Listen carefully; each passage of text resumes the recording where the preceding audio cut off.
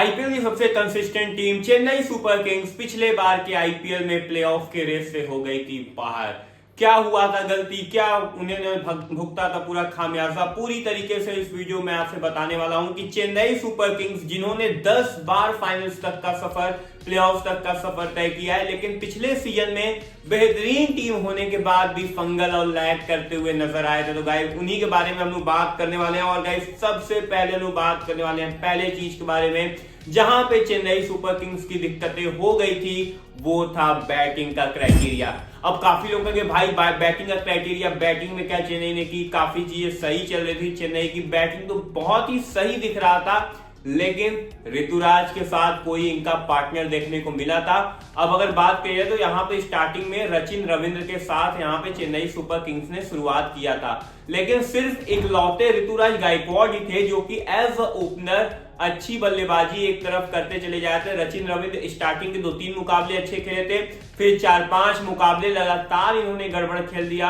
उसके बाद रहाणे को मौका दिया गया ओपनिंग पे, रहाणे का भी परफॉर्मेंस निकल के नहीं आया। यानी कि ओवर एंड ऑल अगर आप पूरा एक तरीके से तराजू में तौलेंगे तो जो इनका ओपनिंग था वो एवरेज था। एक तरफ सिर्फ ऋतुराज गायकवाड़ ही रन बना रहे थे और दूसरे तरफ से कोई भी साथ देखने को नहीं मिल रहा था। और चेन्नई की हमेशा से खासियत रही है कि जब ओपनिंग इनकी बेटर करती है, जिस सीजन में बेटर करती है, वो सीजन ये महफिल लूट लेते हैं। भले ही वो कॉनवे और ऋतुराज हो, डुप्लेसिस या ऋतुराज हो, वॉटसन हो या फिर कोई भी खिलाड़ी हो, जिस सीजन में वो खिलाड़ी अच्छा करता है, अगर ओपनिंग पार्टनरशिप अच्छी होती है, वो सीजन चेन्नई का होता है। लेकिन अगर पिछले बार की तरह अगर ओपनिंग बेटर नहीं हुई तो वो सीजन चेन्नई का नहीं रहेगा और ये पहला फंगल होता हुआ नजर आया था। तो वही फाइनली बात करने वाले हैं दूसरे चीज के बारे में, तो ऑलराउंडर का क्रम। अब ऑलराउंडर्स क्या कर गए भाई, ऑलराउंडर्स तो काफी अच्छे थे इनके पास, one of the best. Chennai एक तरीके से उन्हीं ऑलराउंडर्स को चुनती है जो कि तीनों डिपार्टमेंट में काम करते हैं और चेन्नई के पास सबसे ज्यादा ऑलराउंडर्स रहते हैं। लेकिन फंगल हुआ। 14 करोड़ के आपकी बात कर लिया जाए तो आपने किन्हें खरीदा, आपने खरीदा डेरल मिचेल को।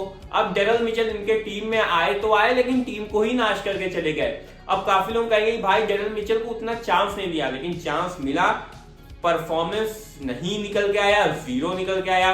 बैटिंग में एक भी इनिंग अगर आप इनका बता दीजिए जो कि मैच विनिंग हो, क्योंकि इनका जो स्ट्राइक रेट था वो भी 115 से 120 के बीच में था। और 14 करोड़ के अगर आप खिलाड़ी हैं और आप पे इतना भरोसा किया जा रहा है, एज अ बात कर ले तो आप बेन स्टोक्स के रिप्लेसमेंट के तौर पे आए थे और परफॉर्मेंस के नाम पे आपने 0 दिया है। और कहीं ना कहीं वही चीज है जहां पे चेन्नई ने मात खाया। As a fast bowler allrounder आपने टीम को वो चीज प्रोवाइड नहीं किया जिस चीज की मांग थी चेन्नई की।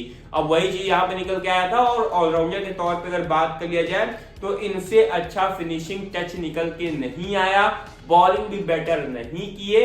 इसी के कारण चेन्नई आज यहाँ पे प्लेऑफ के रेस से पिछले सीजन में बाहर थी। यहाँ पे भी चेन्नई को थोड़े से यहाँ पे दरकार रहने वाली है।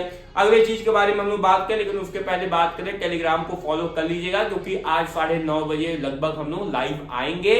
रोज लाइव आने की प्रयास रहता है और लगभग हम हफ्ते में 3 से 4 बार लाइव आ भी जाते हैं, जहां पे आप हमसे रूबरू क्वेश्चंस पूछ सकते हैं। और हाँ, इसी वीडियो के एट द एंड में आपके क्वेश्चंस भी उठाए गए, एक यूट्यूब एक टेलीग्राम। तो टेलीग्राम का लिंक आपको मिल जाएगा डिस्क्रिप्शन और कमेंट बॉक्स में।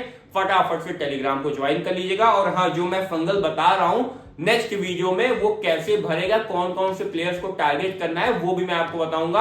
और ये 2 डिपार्टमेंट में फंगल हुआ था चेन्नई का, बाकी चीजें ठीक थी। लेकिन तीसरा जो फंगल, सबसे बड़ा फंगल हुआ था, वो कहां पे हुआ था, वो हुआ था इनके बॉलर्स में। 2022 में इनका मेगा ऑप्शन हुआ था। 22 का सीजन, 23 का सीजन, 24 का सीजन, 3 साल का सीजन चेन्नई का बॉलिंग एवरेज क्या, बिलो एवरेज लेके चलिए, क्योंकि चेन्नई सुपर किंग्स के पास बॉलिंग थी ही नहीं। इन्होंने 14 करोड़ में मेगा ऑप्शन में, मुझे याद है, इन्होंने खरीदा था दीपक चाहर को, शार्दुल ठाकुर को वहां पे छोड़ा था, दीपक चाहर को लिए थे। लेकिन दीपक चाहर पहला सीजन मिस किए, दूसरे सीजन में लगभग ये बात करें तो वो टच में नहीं दिखे थे। ये सीजन आपने देखा था कि वही ठंडा गर्म था, शुरुआत में खेले, बाद में फिर नहीं खेले, एंड में आए, परफॉर्मेंस नहीं दिए। यानी कि जिस प्लेयर पे आपने सबसे बड़ा दाव आपने खेला, जिस पे आपने सोचा कि ये ऐसा घोड़ा है जो कि हमें पूरी बाजी जिता देगा, वो घोड़ा आपका बीच में ही आपको जुआ हरवा गया।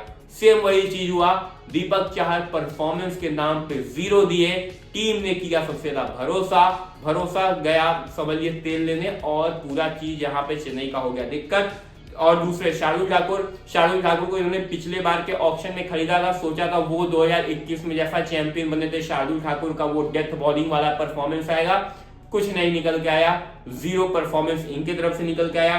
बात करें तो तीक्ष्णा भी अच्छी परफॉर्मेंस दिए थे, लेकिन पिछले बार के सीजन में बात करें तो तीक्ष्णा का वो भी परफॉर्मेंस निकल के नहीं आया था। यानी कि ओवर एंड ऑल अगर आप व्यू देखेंगे तो सबसे बुरा हाल बॉलिंग में ही था। और वही बात है, टारगेट प्लेयर की जो लिस्ट बनेगी बॉलिंग क्रम ही ने सुधारने की जरूरत है, क्योंकि अगर आपने बॉलिंग नहीं सुधारा तो परफॉर्मेंस आपका एकदम समझ जाइए जीरो आ जाएगा। क्योंकि अब जो मेगा ऑक्शन होगा 3 साल की आप टीम बना रहे हैं, और अगर आप 3 साल की टीम बनाने में चूक गए तो आपका जो कि ख्वाब है कि आप चैंपियन बन पाएंगे, प्लेऑफ में पहुंच पाएंगे, फिर यही चीजें होंगी। क्योंकि अब 8 टीमें नहीं है 10 टीमें, आपको कंपटीशन ज्यादा है और आपको टीम बेटर करनी है। और इस बॉलिंग के हिसाब से तुषार देशपांडे जैसे गेंदबाज भले ही विकेट ले रहे हैं, लेकिन इनकी इकोनॉमी तो देखिए भाई, इकोनॉमी लगभग 10, 11, 12, वो आपका विकेट लेके कोई फायदा नहीं। आप चाहे जितनी बड़ी इकोनॉमी ले लीजिए, आप अगर विकेट्स ज्यादा ले रहे हैं और इकोनॉमी आपकी हाई है तो वो विकेट्स की वैल्यू जीरो है। आपको इकोनॉमी कम से कम 8 तक रखना है और विकेट आप चाहे जितना ले जाए,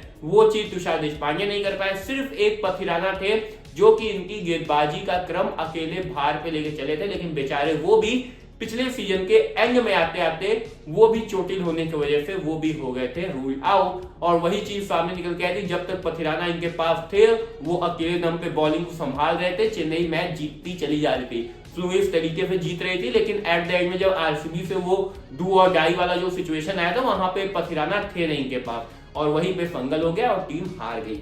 तो गाइस ये थी चीजें जो मेरे हिसाब से मेरे को लग रहा है कि टारगेट प्लेयर करना चाहिए। यहाँ पे इनको इस बार के ऑप्शन में थोड़े से चीजें देखने की जरूरत रहने वाली है, और इन डिपार्टमेंट में इनको बेटर करने की जरूरत रहने वाली है। और चैनल सब्सक्राइब कर लीजिएगा, क्योंकि हम 40K के बेहद करीब है। और फटाफट से अब क्वेश्चन पे आते हैं जो कि आपने हमसे क्वेश्चन पूछा था। सबसे पहले जो क्वेश्चन पूछ के आया था महेश्वर जी ने पूछा था भाई big fan, thank you so much brother.